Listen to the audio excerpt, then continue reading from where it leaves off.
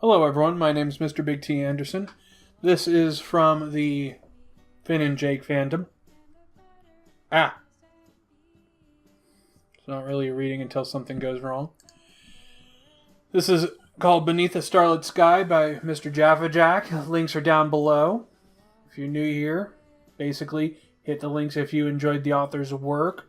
Leave a good review on the story. If you like how I read the story, then leave a comment here. Ta-da! Let's begin.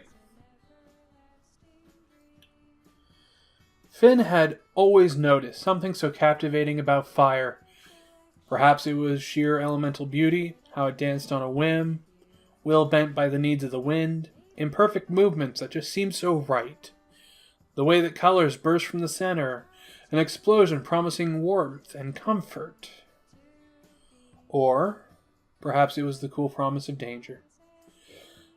Blessing and curse, beauty impossible to grasp. In a lot of ways, it was a metaphor for the love he had felt in his short life. Oh, so perfect, so aesthetically pleasing, but if he got too close, stared too hard, greedily tried to snatch it, he would only end up hurt, scarred.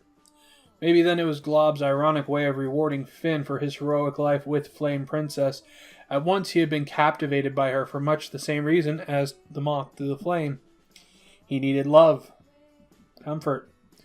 Someone to hold his shredded heart together, but she did so much more than that. She healed his bleeding soul, wiped the tears from his eyes, provided a friend Finn could hang out with.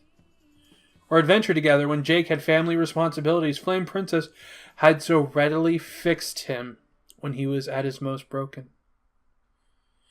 Finn had played a lot with fire and knew not to get burned. Sometimes, though, getting burnt was better than being numb. Tranquility draped a thick blanket around the two as they gazed up at the night sky, bright, sparkling ships floating on an endless sea of deep, dark blue, waxing and waning with the moon. It was hard to define where the far horizon meshed with the ground, except for the south, where the mountains splintered out of the earth like broken teeth. Under the soft moon's glow, the hillside in which they lay, staring up at the stars, was painted with a faint wash of silver.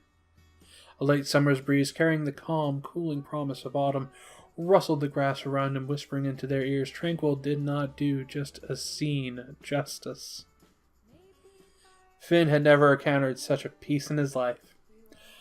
Often having to jump from one drama to the other, allowing time to let the pieces of his mind slot into place was welcome to him, especially with the love of his life laying beside him. Everything just seemed to fall into place when he was with her, as though life was just simpler. If life was staring into Flame Princess's molten eyes, or her fiery waving hair, Finn often thought his life would be so simple. Glob, how much he wished to hold her, without the aid of the flame shield that muddled every sensation like latex gloves. Finn longed for the chance to just touch her like a normal person, even for a moment, hold her like he could hold anyone else. Looking up, he quickly dropped into despair. Even if he had stumbled upon something beautiful, it wouldn't mean a thing if he spent the rest of his life wishing that he had, at least once, touched her normally. Despair hardened to resolve. There wasn't a better time. He could see in his mind the vial of Cyclops' tears, full to the brim and sparkling with the promise of her recovery.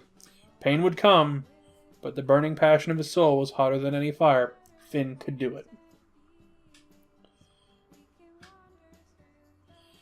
He turned to face his beloved, who was too busy connecting the gaps between the stars. Flame Princess didn't understand what was happening, and when Flynn clasped her hands in his, despite his flesh searing, and swept her off her feet to connect their lips under the hanging lantern of the moon.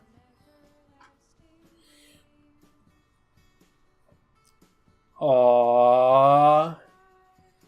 Some people would call this a ficlet. Some people would call this fluffy. Some people would call it, ow, it burns. It burns, it burns, it burns, it burns, it burns. Anyway. Beneath a Starlit Sky. If you enjoyed it, links down below. Give MrJaffaJack, I wanted to pronounce that correctly. MrJaffaJack. Why did I say Jaffa Cake?